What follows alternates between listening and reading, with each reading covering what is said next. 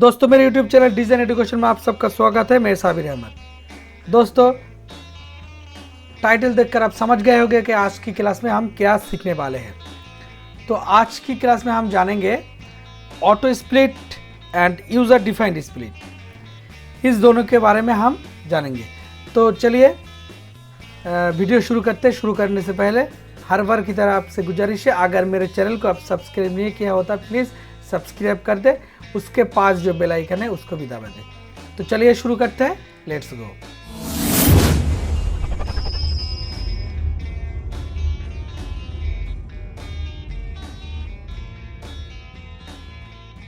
तो दोस्तों आप स्क्रीन पे देख रहे हैं कि मैं यहाँ पर पॉलीलाइन से कुछ ड्रॉ करके रखा हूँ, क्योंकि आज की क्लास में हम जानेंगे और स्प्लिट और यूज़र डिफाइंड स्प्लिट। सिर्फ उस दोनों के लिए जानेंगे नहीं, हम उससे इस्तेमाल से कैसे कोई ऑब्जेक्ट में इफेक्ट भी दे सकते हैं, वो भी हम सीखेंगे। इसलिए मैंने कुछ ड्रॉ करके रखा हूँ क्योंकि वीडियो ज़्यादा लंबा ना हो। तो फिर मैं पहले एक क्या करता हूँ, एक मैं ऑब्जेक्ट यहाँ पर क्रिएट कर लेता हूँ।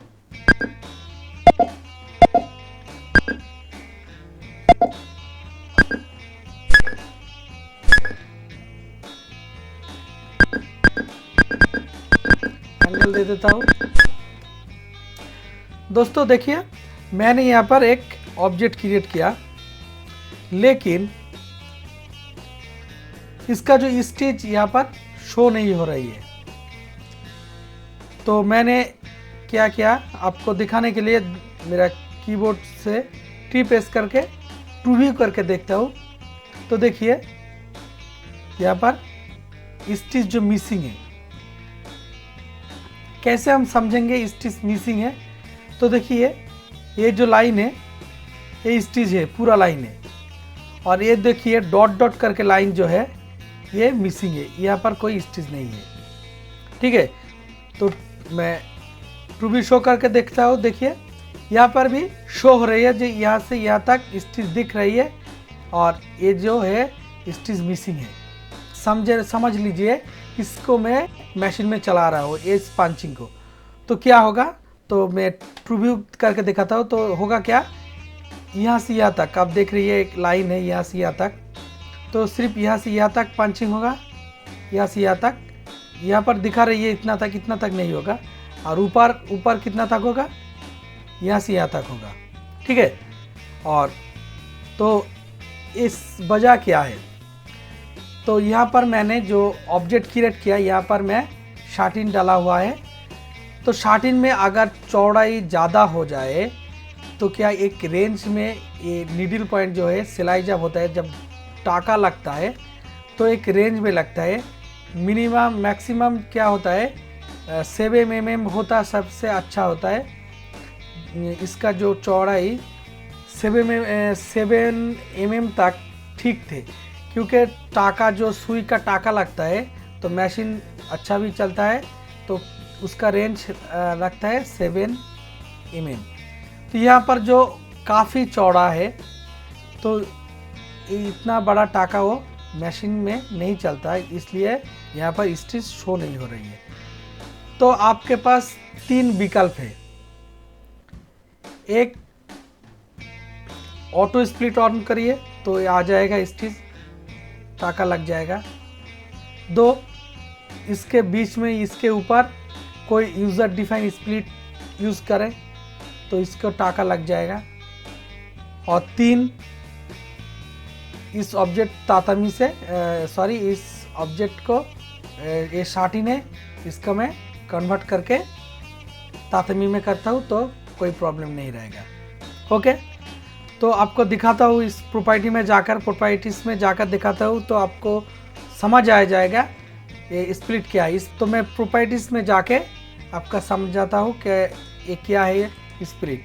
तो मैं यहाँ पर सिलेक्ट करके प्रॉपर्टीज में जाकर फाइल, ठीक है, तो मैं आपका जूम करके दिखाता हूँ। ये देखिए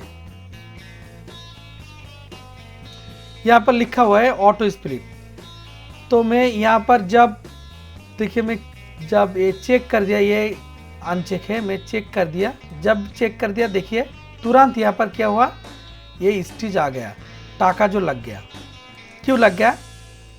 तो पहले तो ये बहुत चौड़ा था, तो यहाँ से यहाँ तक डिस्टेंस के कारण ये टाका नहीं दिखा, शो रही टाका नहीं लग रहा था, क्योंकि शाटिन में इतना डिस्टेंस टाका नहीं लगता। तो जब मैं यहाँ पर ऑटो स्प्लिट ऑन कर दिया, यानी कि इस परमिशन दे दिया मैं, देखिए ऑटो स्प्लिट के नीचे ये लेंथ और मिनिमम लेंथ। तो ऑटो स्प्लिट में मैं परमिशन दे दिया कि आप जितना चौड़ा भी आप डिज़ाइन हो, आप 7 mm तक, 7 mm तक आप क्या करो, स्टिच में टाका ले सकते हो। और मिनिमम उससे छोटा ना जाइए, वो दे है 0.40 mm, इससे छोटा नहीं होगा और उससे बड़ा नहीं होगा। तो ये तो मैंने जब आपका ट्रिपल रन में समझाया था, वहाँ पर भी जो लेंथ था, मिनिमम लेंथ था, वहाँ पर दिखाया था। तो ये आपका तो समझ में आसानी होगा, क्योंकि वह जो पहले वीडियो आप देख कर रहे थे, तो यहाँ पर भी सेम है। तो मैं यहाँ पर परमिशन दे दिया, जो आप टाका ले सकते हो। लेंथ क्या, 7 mm तक आप टाका ले सकते हो, और मिनिमम कौन सी लेंथ 0.40 तक आप ले सकते हो। इसलिए यहाँ पर टाका लग गया, कोई दिक्कत नहीं। तो ये समझ गए होंगे कि ये क्या है ऑटो स्प्लिट, ठीक है। तो मैं यहाँ पर ऑफ कर देता हूँ। तो देखिए यहाँ पर मैं ऑफ कर दिया, तो क्या होगा, ये मिसिंग हो गया, ये जो टाका जो है मिसिंग दिखा रही है। तो देखिए मैं यहाँ पर डुप्लीकेट करके यहाँ पर रखता हूँ, तो इसको मैं छोटा कर देता हूँ। देखिए मैं छोटा कर दिया, तो इसका जो स्टिच जो शो हो रही है। क्यों? तो मैंने पहले बोला, जो चौड़ाई ज़्यादा होने के दौरान इसका जो टाका है, टाका यहाँ पर लगाया मैंने, लेकिन ये स्टिच जो है टाका जो नहीं शो रही है, नहीं लगा, क्योंकि बहुत ही चौड़ा हो जाए तो डिस्टेंस के दौरान इसको टाका जो नहीं लग रही है। एक ही चीज़ में यहाँ पर छोटा कर दिया, तो काफ़ी छोटा हो गया, इसका डिस्टेंस जो है कम गया, इसलिए इसका जो है कोई टाका मिसिंग नहीं दिखा रही है। तो ये मैं ये सिलेक्ट करके ऑटो स्प्लिट ऑन करता हूँ या ऑफ करता हूँ। देखिए तो कोई इसका जो है कोई इफेक्ट नहीं दिखा रही है, क्योंकि मैं यहाँ पर जो दिया लेंथ 7 mm, तो ये क्या हो रही है, 7 mm से छोटा है, इसलिए कोई इफेक्ट यहाँ पर नहीं दिखा रही है, ठीक है। तो ये मैं काट देता हूँ, ये इसके बाद यहाँ पर आता हूँ। तो देखिए ये जो है, इस ऑब्जेक्ट को मैं आपका क्रिएट करके और ऑटो स्प्लिट ऑफ करके कैसे इसको इफेक्ट दे सकते हैं, उसके हम जानेंगे, ठीक है। तो मैं ये सिलेक्ट कर लिया। सिलेक्ट करने के बाद मैं कॉम्प्लेक्स टर्निंग से, उसके बाद में एंडिंग और स्टार्टिंग पॉइंट दे दिया, इसके बाद में एंगल दे रहा हूँ।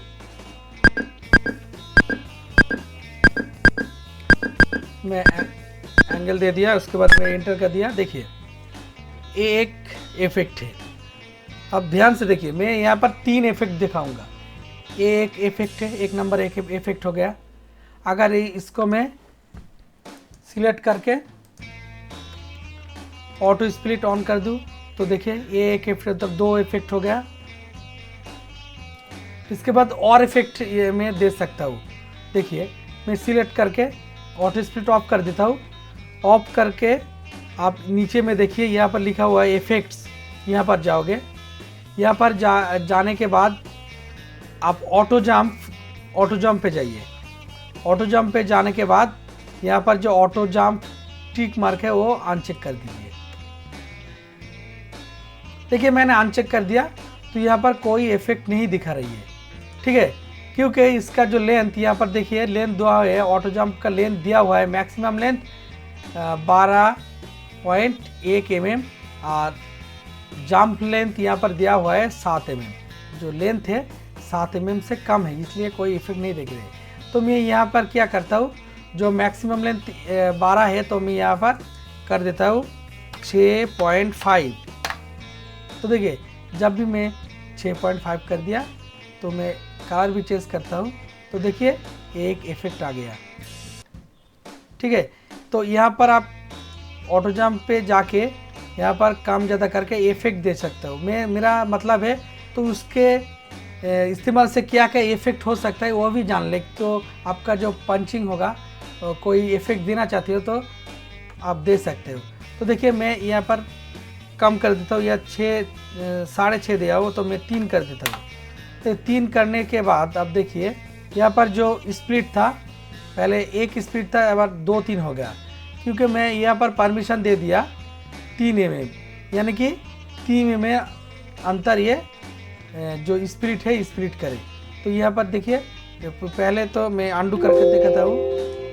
पहले तो मैं क्या था, ये था, ठीक है, पहले स्प्लिट एक था, एक क्या मैं भी ऑन करके डॉट करके देखा था। देखिए बीच में सब देखिए ये नीडल पॉइंट बीच में आ गया। तो जब मैं यहाँ पर ज़्यादा मैक्सिमम लेंथ में और कम कर दूँ, मैं 3 कर दिया तो देखिए स्प्लिट में ज़्यादा हो गया। तो ऐसे आप कम ज़्यादा करके आपका जो रिक्वायरमेंट है डिज़ाइन का वो कर सकते हो। तो उसके बाद ये हम इस डिज़ाइन को करेंगे। तो ये सिलेक्ट कर लिया। मैं चाहता हूँ ये जो फूल है 8, तो यहाँ पर मैं रीत कर रहा हूँ। तो रीत में यहाँ पर मैं 8 दे दिया। उसके बाद यहाँ पर मैं मार्च कर दिया, यानी कि जोड़ दिया। ठीक है। अच्छा, और एक बात देखिए, मैं जब पंचिंग करूँगा तो एक एक चीज़ हमें याद आ रहा है, तो मैं वो भी आपको बता रहा हूँ। देखिए जब E2 में क्या होता है, ये पॉलीलाइन से अगर पंच करोगे तो शॉर्टकट में पंच करोगे तो यहाँ पर सिलेक्ट करके ये कॉम्प्लेक्स फिल, कॉम्प्लेक्स टर्निंग जो भी आप इस्तेमाल कर सकते हो वो हो जाता था, लेकिन यहाँ पर नहीं होगा। देखिए मैं सिलेक्ट करके मैं यहाँ पर क्लिक कर रहा हूँ, मुझे ये स्टिच नहीं शो नहीं हो रहा है। तो क्या करें आप, तो ये सिलेक्ट करके देखिए, सिलेक्ट करके आप क्या करो, यहाँ पर जो है कंबाइन कर दो। कंबाइन करने के बाद यहाँ पर मैं कॉम्प्लेक्स टर्निंग से कर रहा हूँ, तो कॉम्प्लेक्स टर्निंग में यूज़ किया तो देखिए ये आ गया। उसके बाद तो दूसरे इफेक्ट देखता हूँ, तो यहाँ पर ऑफ करके तो कहाँ जाएंगे हम, इफेक्ट्स में जाके तो ऑटो जंप में जाके ऑटो जंप अनचेक कर देंगे। तो देखिए अनचेक करने के बाद कितना सुंदर एक इफेक्ट यहाँ पर शो हो रही है। ठीक है, ऐसे हमें जो डिज़ाइन आता है, काफ़ी सारे डिज़ाइन में ऐसे इफेक्ट रहता है। तो इसके बाद मैं और भी छोटा करता हूँ। देखिए यहाँ पर एक स्प्लिट आ गया, तो मैं यहाँ पर क्या करता हूँ, 6.5 कर दिया। तो उसके बाद मैं यहाँ पर अनचेक कर दिया, चेक, तो क्या हुआ देखिए, इसका स्प्लिट 2 आ गया। पहले एक स्प्लिट था, 2 आ गया। यहाँ पर एक स्प्लिट हुआ, यहाँ पर हो गया, यानी कि 3 टुकड़ों में हो गया। ठीक है, तो इसके बाद हम इस पे देखेंगे। तो हम समझ गए कि ऑटो स्प्लिट ऑन करके ऑफ करके उसके ऑटो जंप पे जाके कैसे हम इफेक्ट दे सकते हैं। अच्छा, उसके बाद हम सीखेंगे यूज़र डिफाइंड स्प्लिट। तो यूज़र डिफाइंड स्प्लिट कैसे यूज़ किया जाता है, तो देखिए यहाँ पर मैं एक पत्ते की शेप का जो पॉलीलाइन लेके ड्रॉ करके रखा हूँ, इस पर आपको दिखाता हूँ और यूज़र डिफाइंड स्प्लिट कैसे इस्तेमाल किया जाता है। ठीक है, क्योंकि आपका जो प्रोफेशनल आप जो काम कर रही है, जो डिज़ाइनर हो, नया सॉफ्टवेयर जब लेते हो तो दिक्कत सभी को आता है, मेरा भी आता है, क्योंकि कहाँ पर क्या है, कौन सी चीज़ है, वो 1 हफ्ते जानने में लगता है। तो उसके बाद भी क्या होता है, धीरे धीरे उस सॉफ्टवेयर का आदत पड़ जाता है। क्योंकि मेरा आदत था, पहले मैं काम सीखा था 2006 जब सॉफ्टवेयर आया था उसमें काम सीखा था, तो उसमें आदत था। उसके बाद मैंने सीखा E2 में आदत हो गया। तो उसके बाद ये 4-5 महीने से मैं E2 में काम ही नहीं किया क्योंकि E4 में काम कर रहा हूँ। तो क्या मैं समझाने का मतलब है कि जब अब जितना प्रैक्टिस करोगे जिस चीज़ पे तो आप माहिर हो जाओगे। सिर्फ जानने के लिए नहीं, प्रैक्टिस एकदम लाजमी है। अगर प्रैक्टिस ना करोगे तो आपका जो शेप है वो अच्छे नहीं होगा, ठीक है। आपका जो याद नहीं रहेगा कौन सी टूल कहाँ पर है, कैसे इस्तेमाल करता है। जो आप जितना प्रैक्टिस करोगे तो उतना आपका फ़ायदा है। तो चलिए पहले मैं यहाँ पर दिखाता हूँ यूज़र डिफाइन इस्तेमाल करके कैसे मैं डिज़ाइन करता हूँ और उसको इफेक्ट कैसे दे सकता हूँ। तो पहले मैं यहाँ पर कॉम्प्लेक्स फिल लेता हूँ। उसके बाद देखिए ऊपर ही आप जहाँ पर रखा हुआ है ये जो सिंबल है, मैं जूम करके दिखाता हूँ, देखिए, ठीक है। आप देख रहे हो ये जो सिंबल है, ठीक है, ये है यूज़र डिफाइंड स्प्लिट। यहाँ पर हम राइट क्लिक करेंगे तो करने की तुरंत यहाँ पर आ जाएगा प्रॉपर्टीज, ठीक है। नहीं तो आप क्या करोगे, पहले आप क्या करोगे, ऑब्जेक्ट प्रॉपर्टीज में जाके इफेक्ट्स में जाके यहाँ पर लिखा हुआ है, देखिए आप दिखा रहा हूँ, यहाँ पर लिखा हुआ है डेकोरेटिव, यहाँ पर जाइए। तो यहाँ पर जाने के नीचे देखिए यह यूज़र डिफाइंड स्प्लिट है, यहाँ पर चेक कर दो, ठीक है। उसके बाद मैं यहाँ पर ड्रॉ करता हूँ इस लाइन के बाद क्लिक किया, यहाँ पर किया, यहाँ पर किया, यहाँ पर किया, उसके बाद मैं एंटर कर दिया। एक एंटर किया, दोनों एंटर करना चाहिए तो मैं 2 बार एंटर कर दिया। उसके बाद मैं एंगल दे दिया, हो गया। देखिए मैंने पंच कर लिया तो मेरा स्टिच जो शो नहीं हो रही है क्योंकि मैंने ऑटो स्प्लिट यहाँ पर चेक किया हो। तो उसके बाद मेरा जो ये पंचिंग है वो हो गया। इसके बाद उसके ऊपर क्या होगा, स्प्लिट देना पड़ेगा। तो कैसे दोगे, तो ये जो पत्ती है मैं पत्ती से जैसे स्प्लिट दे रहा हूँ, तो देखिए यहाँ से यहाँ तक मैं एक रान ले लेता हूँ। उसके बाद एक एक करके यहाँ पर फिल करता हूँ।